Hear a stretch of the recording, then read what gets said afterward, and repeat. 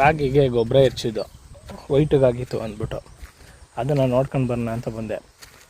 ನಾವು ಬೆಳಿಗ್ಗೆ ಎದ್ದು ವಾಕ್ ಹೋಗೋಂಥ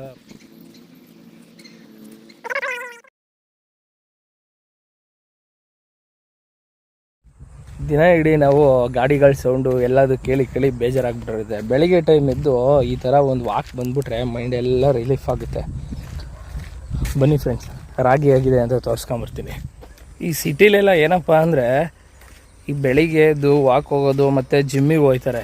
ನಾವು ರೈತರು ಏನಪ್ಪ ಅಂದರೆ ಬೆಳಿಗ್ಗೆ ಎದ್ದು ನಮ್ಮ 2-3 ಕಿಲೋಮೀಟ್ರ್ ಇಲ್ಲ ಅಂತ ಹೊಲಗಳನ್ನ ನಡ್ಕೊಂಡು ಹೋಗಿ ಬಂದುಬಿಟ್ರೆ ನಮಗೆ ಜಿಮ್ ವರ್ಕೌಟ್ ಮಾಡೋಕ್ಕಿಂತ ಜಾಸ್ತಿ ಆಗಿಬಿಡುತ್ತೆ.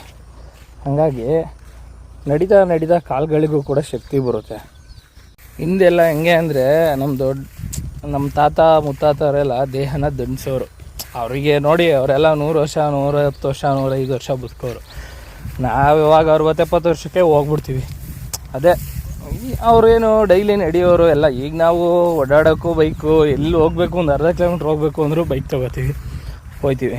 ಹಂಗಾಗಿ ಒಂದು 10 ಕಿಲೋಮೀಟ್ರ್ ನಡೀತಿದ್ದಂಗೆ ಬಿದ್ದೋಗ್ಬಿಡ್ತೀವಿ. ಅವರೆಲ್ಲ ಅವಾಗ 106 ಕಿಲೋಮೀಟ್ರ್ ನಡೆದು ಓಡೋರು. ಇವಾಗ ಹಂಗಿದೆಯಾ? ಅದು ಸ್ವಲ್ಪ ವೈಟ್ ಆಗಿತ್ತು ಅಂದ್ಬಿಟ್ಟು ಇದೆರ್ಚಿದ್ವಿ ಗೊಬ್ಬರನ, ಅದು ಫುಲ್ಲು ಬ್ಲ್ಯಾಕ್. ಹಾಗಾಗಿ ಪರವಾಗಿಲ್ಲ. ಒಂದು ವಿಷಯ ಏನಪ್ಪ ಗೊತ್ತಾಗಿದ್ದು ಅಂತ ಅಂದರೆ, ನಾವು ದುಡ್ಡನ್ನ ತಗೊಂಡೋಗಿ ಯಾವುದಕ್ಕೂ ಇನ್ವೆಸ್ಟ್ಮೆಂಟ್ ಮಾಡ್ತೀವಿ, ಲಾಸ್ ಆಗುತ್ತೆ.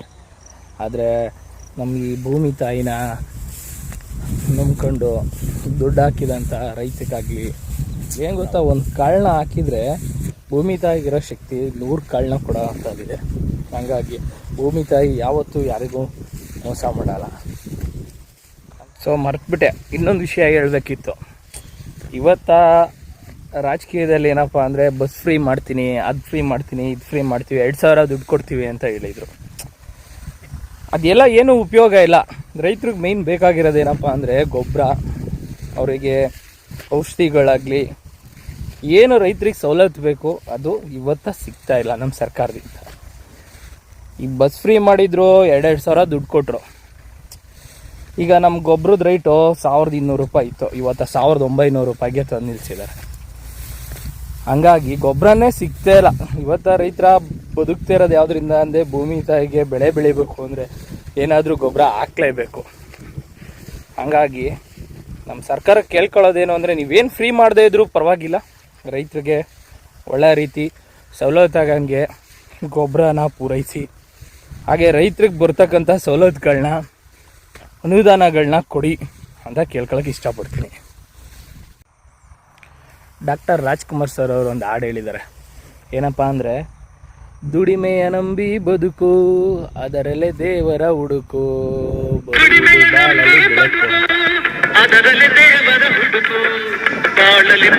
ಹಾಗೆ ರಾಗಿ ಎಲ್ಲ ನೋಡ್ಕೊಂಬಂದ್ಮೇಲೆ ಇದೇ ಖುಷಿಲಿ ಒಂದು ಸಾಂಗ್ ನೆನಪಾಯಿತು.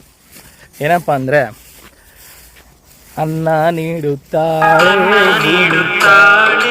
ಭೂಮಿ ತಾಯಿ, ಮಾತು ನೀಡುತ್ತಾಳೆ ಕನ್ನಡ ತಾಯಿ, ಪಾಪ ಕಳೆಯುತ್ತಾಳೆ ಕಾವೇರಿ ತಾಯಿ, ಪಾಪ ಕಳೆಯುತ್ತಾಳೆ ಕಾವೇರಿ ತಾಯಿ.